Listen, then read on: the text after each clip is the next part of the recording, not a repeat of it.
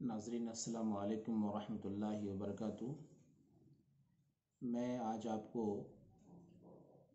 ईद की नमाज़ का तरीक़ा बिल्कुल ही आसान अंदाज में बताने जा रहा हूँ। उम्मीद के आप इसे गौर से देखेंगे और इंशाअल्लाह मैं इतनी आसानी से इसे समझाने की कोशिश करूँगा कि आप जब इसे एक दफ़ा सीख लेंगे ज़िंदगी में इंशाअल्लाह फिर कभी नहीं भूलेंगे। पहली चीज़ ईद की नमाज़ में नियत है। नियत के ताल्लुक़ से मैं आपको बता दूं कि नमाज की नियत ज़बान से दोहराने के ताल्लुक़ से कोई रिवायत नहीं है। हमारे दिल में नमाज के ताल्लुक़ से जो नियत होती है वही नियत नमाज के लिए काफ़ी है, ख़्वाह वो फ़र्ज़ नमाज हो, सुन्नत की नमाज हो या फिर नमाज ईदैन हो। दूसरी चीज़ ईद की नमाज में तकबीर ज़ायद है, ज़ायद तकबीर। तो आप पहले ज़ायद तकबीर समझ लें कि किसे कहते हैं। हम अपनी 2 रकत की नमाज में जो तकबीरें पढ़ते हैं वो नमाज का हिस्सा है। उसके अलावा जो तकबीरें हम कहते हैं और उसके लिए हाथ कानों तक उठाते हैं और छोड़ देते हैं उसे ज़ायद तकबीर कहते हैं। अब ये बात आपने अच्छी तरीके से समझ लिया। मैं दोबारा फिर इसे दोहराता हूँ कि नमाज में जो तकबीरें हम कहते हैं वो नमाज का हिस्सा है, लेकिन नमाज के अलावा जो तकबीरें ईद की नमाज में कही जाती हैं और उसके लिए अपने हाथों को कानों तक ले जाया जाता है और छोड़ दिया जाता है उसे ज़ायद तकबीर कहते हैं। तो ईद की नमाज में 6 ज़ायद तकबीरें हैं। अब जो उसका तरीक़ा है वो आप सीख लें और इंशाअल्लाह फिर कभी आप भूलेंगे नहीं। ईद की नमाज 2 रकत होती है। पहली रकत में सना के बाद, आप ये लफ्ज़ बाद याद रखें, पहली रकत में सना के बाद 3 ज़ायद तकबीरें कही जाएंगी, यानी इसमें कानों तक हाथ ले जाएंगे और छोड़ देंगे।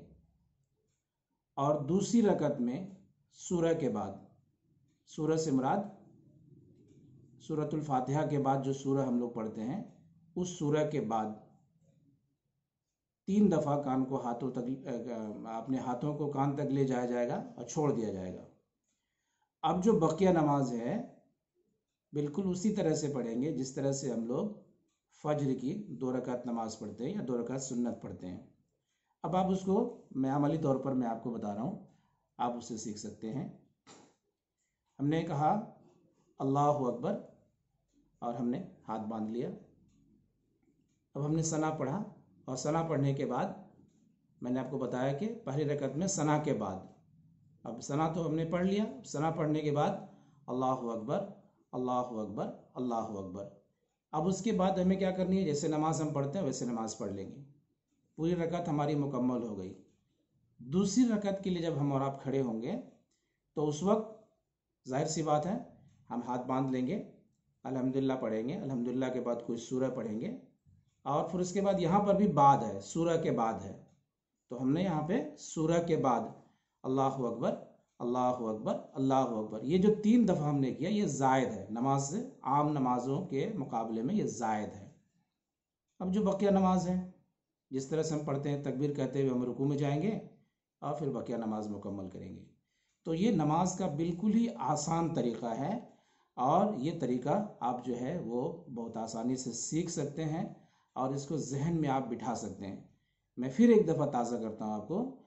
पहली रकत में सना के बाद, दूसरी रकत में सूरह के बाद, यानी सूरतुल फातिहा के बाद जो सूरह हम लोग मिलाते हैं उस सूरह के बाद, यानी दोनों रकत में आप बाद याद रख लें, बाद याद रख लें तो आपको बिल्कुल ये बात जो है जहन में बैठ जाएगी। 3 ज़ायद तकबीर कहते हैं और इन्हीं 3 ज़ायद तकबीरों की वजह से ईद की नमाज बकिया जो 2 रकत वाली नमाज है उससे अलग है। मैं बिल्कुल यकीन करता हूँ कि आपको ये बात समझ में आ गई होगी और इस तरह से समझ में आ गई होगी कि इंशाअल्लाह आप कभी इसे नहीं भूलेंगे। अपने दुआ खैर में मुझे याद रखें। आप तमाम लोगों को ईद सईद की दिल की गहराई से मुबारकबादी। अल्लाह तबारक तआला हमें और आपको ईद सईद मनाने की तौफीक अता फरमाए और इसकी खुशियाँ बटोरने की तौफीक अता फरमाए। जज़ाकुमुल्लाह खैर।